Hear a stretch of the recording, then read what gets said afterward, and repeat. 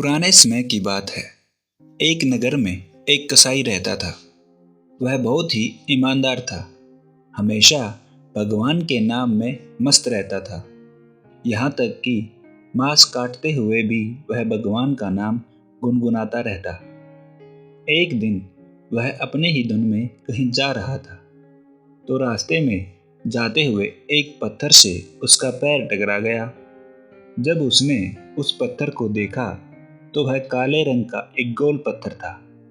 उसने उस पत्थर को उठाकर अपनी जेब में रख लिया और सोचा कि यह पत्थर मांस तौलने के काम आएगा। वापस घर जाकर उसने उस पत्थर को मांस तौलने के काम में लगा लिया। ऐसी ही ज्ञान भरी कहानियाँ सुनने के लिए हमारे इस चैनल को सब्सक्राइब जरूर करें और वीडियो को लाइक करना ना भूलें। लेकिन कुछ दिनों में वह कसाई इस बात को समझ गया कि यह कोई साधारण पत्थर नहीं है, क्योंकि जितना मांस कसाई को तौलना होता, पत्थर खुद ही उतने वजन का हो जाता।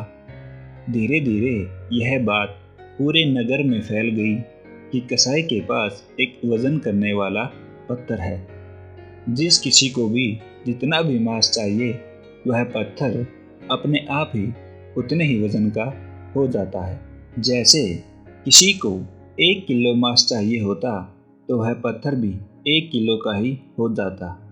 यदि किसी को 2 किलो मांस चाहिए होता, तो वह पत्थर भी 2 किलो का हो जाता।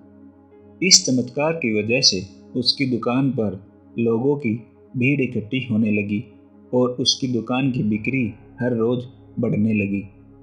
उस नगर में एक शुद्ध ब्राह्मण भी रहता था। यह बात उस ब्राह्मण तक भी पहुंच गई कि कसाई के पास एक वजन करने वाला पत्थर है। हालांकि वह ब्राह्मण ऐसी अशुद्ध जगह पर कभी नहीं जाता था जहां मांस कटता या बिकता हो, लेकिन उस पत्थर के चमत्कार को देखने के लिए ब्राह्मण को उस कसाई की दुकान पर जाना पड़ा। ब्राह्मण दुकान से दूर खड़ा होकर कसाई को मांस तौलने देख ब्राह्मण बड़े ही ध्यान से देख रहा था कि कैसे पत्थर अपने आप ही जितना मांस चाहिए होता, उतने वजन का हो जाता। यह चमत्कार देखने के बाद ब्राह्मण के शरीर के रोए रोए खड़े हो गए। भीड़ कम होने के बाद ब्राह्मण कसाई के पास जाता है। ब्राह्मण को अपनी दुकान पर देखकर कसाई को बहुत प्रसन्नता होती है और आश्चर्यचकित भी होता है। बड़े ही प्रेम भाव से कसाई ब्राह्मण को बैठने के लिए जगह देता है और उनसे पूछता है कि वह उनकी क्या सेवा कर सकता है। ब्राह्मण बोला, मैं तुम्हारे चमत्कारी पत्थर को देखने के लिए तुम्हारे पास आया हूँ।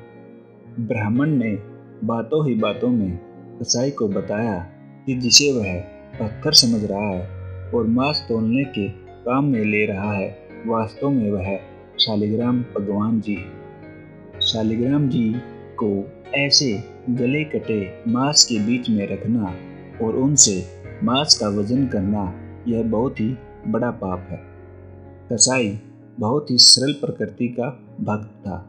ब्राह्मण की बात सुनकर कसाई को लगा कि उससे अनजाने में ही बहुत बड़ा पाप हो गया है और उसने वह शालिग्राम ब्राह्मण को दे दिया और कहा, आप ब्राह्मण हैं, आप इनकी सेवा अच्छे से करेंगे।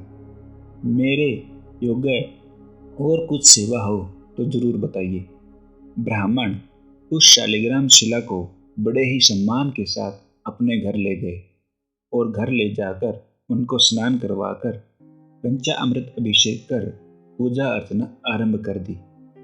कुछ दिनों के बाद ब्राह्मण के सपने में शालिग्राम जी आए और उनको कहा, हे ब्राह्मण, मैं तुम्हारी सेवा से बहुत प्रसन्न हूँ, किंतु तुम मुझे वापस उस कसाई के पास छोड़ आओ।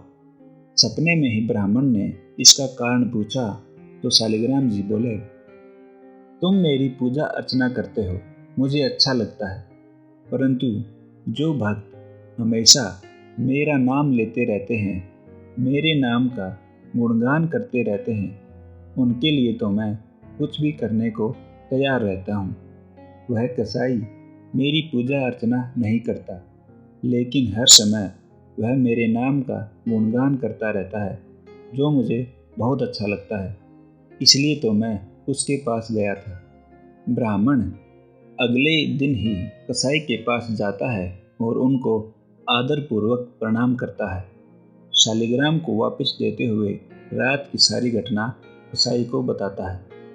यह सब सुनकर कसाई की आंखों में आंसू आ जाते हैं। कसाई ने मन ही मन में मांस बेचने वाले कार्य को बंद करने का निश्चय कर लिया और फैसला किया, यदि मेरे भगवान को कीर्तन पसंद है तो मैं अधिक से अधिक समय कीर्तन को ही दूंगा और भगवान का नाम जपता रहूँगा। तो दोस्तों, यह थी कहानी एक कसाई की भक्ति की। भगवान हमारी भक्ति को देखते हैं कि हम भक्ति कैसे करते हैं। तो हमेशा सच्चे दिल से ही भगवान की भक्ति करनी चाहिए, तभी हमें उसका फल मिलता है।